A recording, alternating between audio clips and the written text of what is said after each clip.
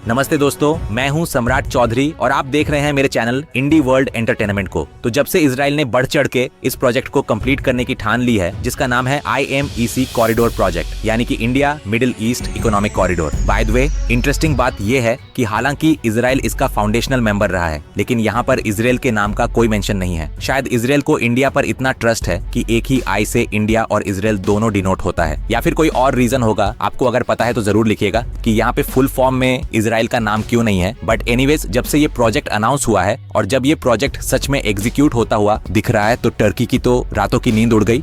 और इसीलिए अब टर्किश मीडिया में कुछ अलग ही टाइप के न्यूज और अलग ही टाइप के रिपोर्ट्स देखने को मिल रहा है। और इवन कमेंट सेक्शन में भी टर्किश लोगों की जो बातें करने का तरीका है वो एकदम बदला हुआ नजर आ रहा है। हमारे पीसफुल कम्युनिटी के लोग खामिनी को अपना बाप बनाकर बैठे हुए हैं। हाँ, कुछ लोग वाइज हैं जो कि एक्चुअल में तो ईरान सपोर्टर नहीं है, लेकिन क्योंकि ईरान अमेरिका को चैलेंज कर रहा है तो इसीलिए ईरान का साथ दे रहे हैं। वो फिर भी ठीक है, लेकिन जियोपॉलिटिक्स में हमेशा लॉन्ग टर्म इंटरेस्ट देखना चाहिए। हाँ, ईरान में हमारा चाबहार पोर्ट है और कुछ फायदे हैं हमारे ईरान से, लेकिन अगर हम लॉन्ग टर्म में देखें तो इजराइल के लिए ईरान के बाद कौन से वो देश हैं जो कि एनिमीज हैं? वे हैं पाकिस्तान और टर्की। यानी कि लॉन्ग टर्म में इंडिया को कुछ करना भी नहीं पड़ेगा, बस बैठकर पॉपकॉर्न खाते जाओ और इजराइल को बैकअप सपोर्ट देते रहो। और नेचुरली इजराइल हमारे दो एनिमीज पाकिस्तान और टर्की को बर्बाद करके रख देगा। तो इससे बढ़िया और क्या हो सकता है? बस एक मेजर फैक्टर था चाबहार पोर्ट का, लेकिन अगर इजराइल वो भी पूरा कर देता है IMEC कॉरिडोर के थ्रू, तब तो हर जगह से इंडिया का ही फायदा है। एक ट्रेड रूट भी खुल गया और साथ ही जैसा कि मैंने कहा, हमारे दो एनिमीज को मिटाने में भी इजराइल की एक बड़ी भूमिका रहेगी। इसीलिए इजराइल के साथ फ्रेंडशिप आने वाले टाइम पर इंडिया के लिए बहुत ज्यादा फायदेमंद होगा। तो चलिए टर्किश मीडिया की इससे रिलेटेड एक रिपोर्ट देखते हैं,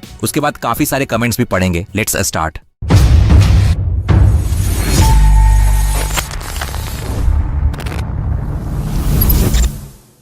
दोस्तों, मैंने बहुत सारे बिजनेस पार्टनर्स को, खास करके जो NRIs है, उनके लिए चैनल बना के उनको इंडिया में एक stable source of income generate करके दिया है। अगर आप भी मेरे साथ पार्टनरशिप में चैनल स्टार्ट करना चाहते हैं, जहां चैनल के ओनर आप होंगे लेकिन कंटेंट मैं बना के दूंगा, तो मुझे कांटेक्ट कीजिए इस नंबर पे।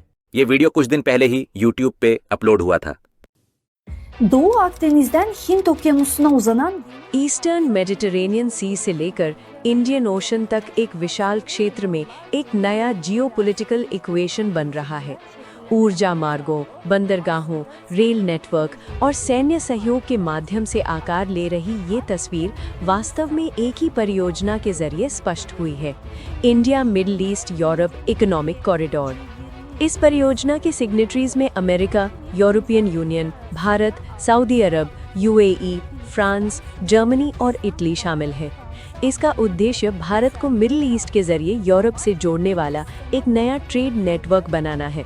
ये मार्ग समुद्र के जरिए भारत से खाड़ी के बंदरगाहों तक जाता है, फिर रेल के माध्यम से इजराइल के हाइफा पोर्ट तक और वहां से आगे यूरोप तक फैलता है।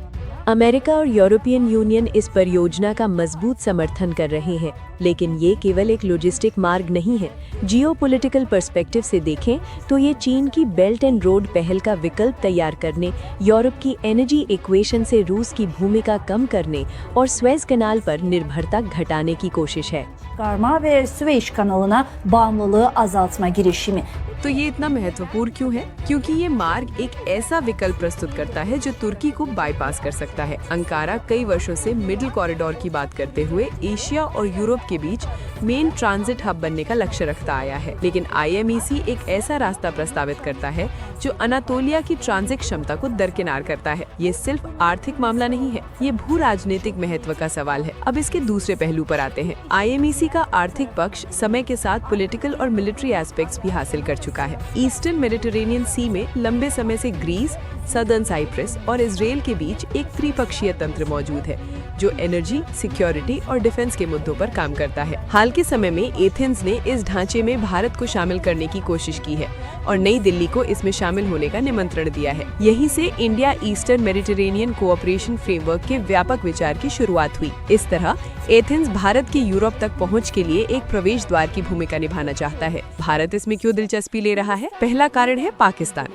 Birinci sebep Pakistan. Pakistan yeni de नई दिल्ली पाकिस्तान और तुर्की के बढ़ते रक्षा संबंधों से स्पष्ट रूप से असहज है। तुर्की की ड्रोन तकनीक और रक्षा क्षेत्र में प्रगति पर भी करीबी नजर रखी जा रही है। पाकिस्तान की न्यूक्लियर कैपेबिलिटी पहले से ही एक वेल नोन फैक्ट है, इसलिए भारत के दृष्टिकोण से इजराइल के साथ मजबूत सैन्य संबंध बनाना एक रणनीतिक संतुलन के रूप में देखा जाता है। प्रधानमंत्री नरेंद्र मोदी की हाल की इजराइल यात्रा को भी इसी संदर्भ में समझा जाना चाहिए। इस यात्रा के दौरान सो कॉल्ड हिस्टोरिक टाइज और इंडिस्पेंसिबल अलायंस पर दिए गए बयान स्पष्ट रूप से जियोपॉलिटिकल संदेश देते हैं। पाकिस्तान पर दबाव बनाने और वैश्विक स्तर पर एक मजबूत सुरक्षा खिलाड़ी बनने का भारत का लक्ष्य मोदी को पूर्वी भूमध्य क्षेत्र के समीकरण के और करीब ला रहा है। दूसरी ओर भारत और इजराइल के बीच बैरक 8 एयर डिफेंस सिस्टम परियोजना और बढ़ते सैन्य अभ्यासों ने दोनों देशों के संबंधों की तकनीकी नींव पहले ही मजबूत कर दी है।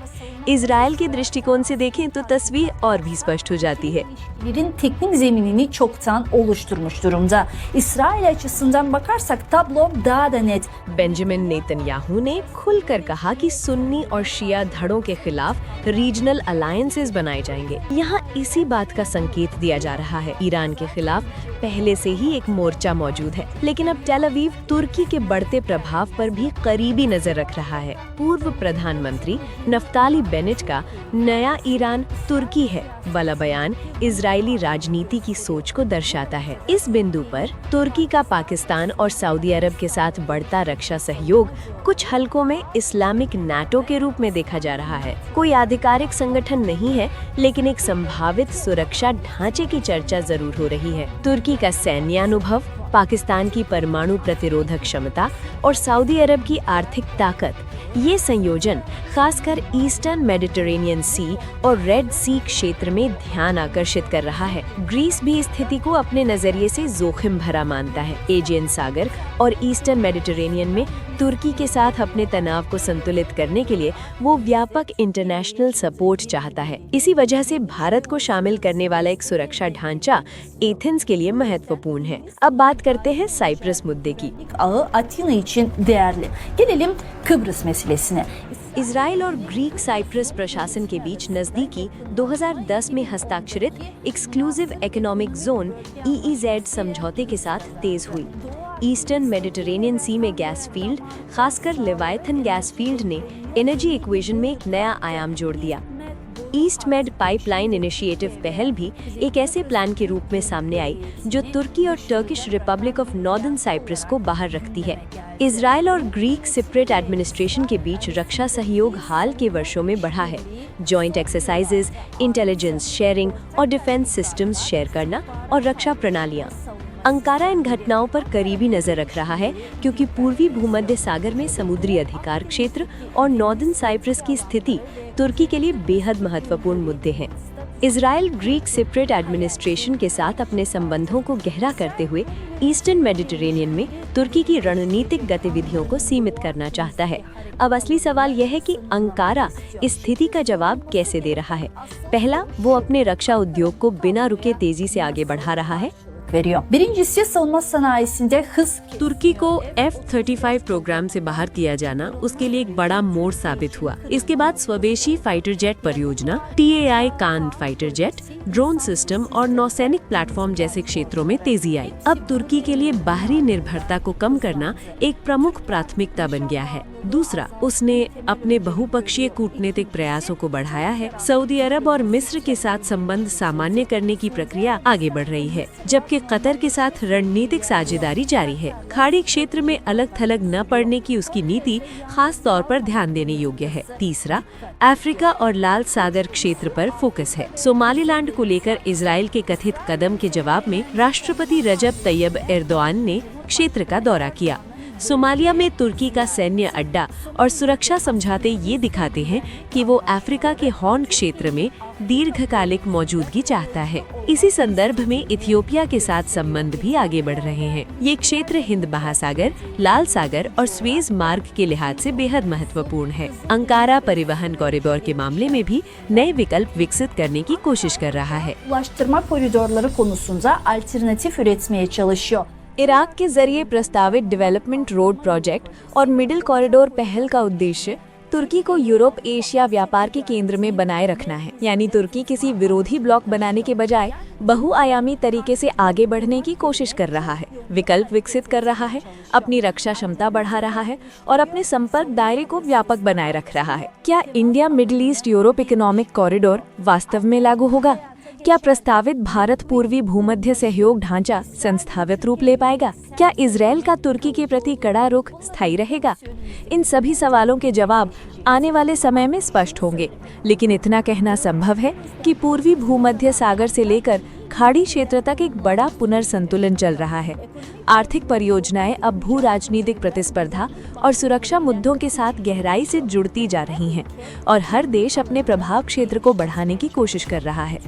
तुर्की के लिए मुद्दा किसी एक परियोजना का विरोध करना नहीं है, बल्कि बदलते परिदृश्य में अपनी रणनीतिक पकड़ बनाए रखना है। इसके लिए सैन्य क्षमता, कूटनीतिक लचीलापन और आर्थिक संपर्कों को एक साथ संतुलित करना जरूरी है। तुर्की की रणनीति एक सतर्क संतुलन पर आधारित है। ऐसा लगता है कि अंकारा अपनी लंबी राज्य परंपरा और दूरदर्शिता के साथ न केवल इस प्रक्रिया को देखेगा, बल्कि क्षेत्रीय शक्ति संतुलन को आकार देने वाला एक महत्वपूर्ण खिलाड़ी भी बनेगा। प्रिय दर्शकों, तुर्जुमान YouTube चैनल को सब्सक्राइब करना और वीडियो को लाइक करना न भूलें। यदि आप स्वतंत्र पत्रकारिता का समर्थन करना चाहते हैं तो हमारे पेट्रियन अकाउंट को भी सब्सक्राइब कर सकते हैं। अगली वीडियो में फिर मुलाकात होगी। Bir sonraki videolarımızda görüşmek üzere.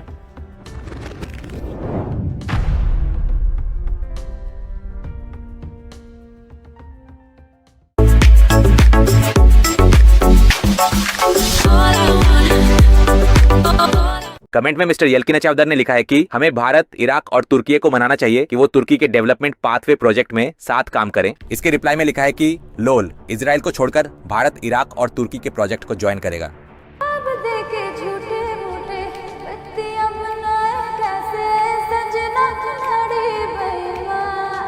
सुन लिया ना बेईमान देश, झूठे मूठे ख्वाब देखना बंद कर। उसके बाद हलील तुर्क ने लिखा है कि इसे नया स्पाइस रूट कहना ज्यादा सही होगा।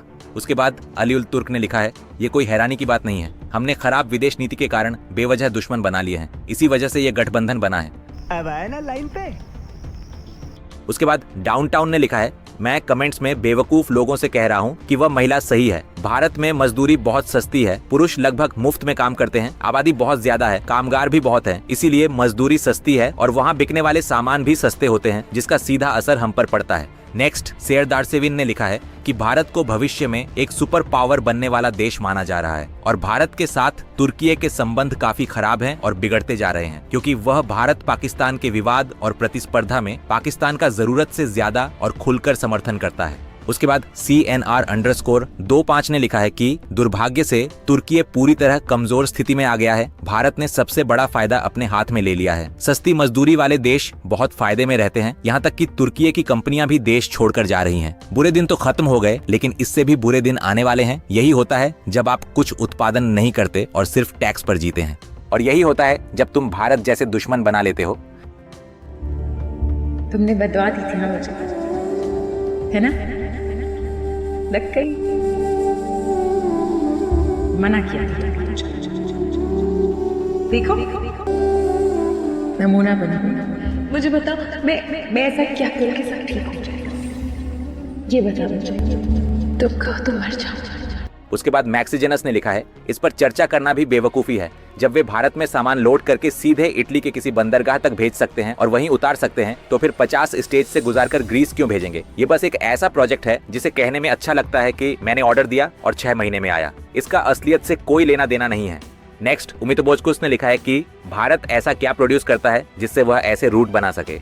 इसके जवाब में एक भारत की लड़की देबा प्रिया साहू ने जवाब दिया है कि पिछले साल भारत ने 700 से 800 बिलियन डॉलर का सामान एक्सपोर्ट किया था। मुझे लगता है कि बोलने से पहले थोड़ी जानकारी होनी चाहिए, ऐसे नहीं जैसे कोई अनपढ़ हो। उसके बाद जॉनी क्रॉस ने लिखा है, तुर्की को अपना east west trans Caspian trade corridor project तुरंत पूरा करना चाहिए और भारत को बदनाम करना चाहिए। नेक्स्ट अल्प्रतुंगाइश बारा ने लिखा है, ए सी लैंड कॉरिडोर वाला कॉरिडोर लॉजिस्टिक के हिसाब से टिकाऊ नहीं है। ईरान और तुर्की के बिना स्पाइस रूट टिकाऊ नहीं है। उसके बाद अगदा सुनलुअर ने लिखा है कि जिन कॉरिडोर, समुद्री रास्तों और बंदरगाहों की आप बात कर रहे हैं वे पहले से ही मौजूद थे, ये कोई नए नहीं है। चीन एक प्रोडक्शन मशीन है, जबकि भारत एक अव्यवस्थित समाज है। उसकी जगह लेने के लिए उसे अभी बहुत मेहनत करनी होगी। ये चीजें सिर्फ बातों से नहीं होती। नेक्स्ट, फतिन रस्टुसाकोस ने लिखा है कि अगर इजिप्ट तुर्की के पक्ष में स्वेज चैनल को बनाए रखता है तो इससे मेडिटेरेनियन में भारत की भूमिका खत्म हो जाएगी। उसके बाद हलील इब्राहिम ने लिखा है, तुर्की के समुद्री क्षेत्र को नहीं भूलना चाहिए, इसे नजरअंदाज नहीं किया जा सकता। उसके बाद ओस्मान उयसालोग्लू ने लिखा है, क्या आप ये कहना चाहते हैं कि तुर्की, ईरान और चीन को घेरा जा रहा है?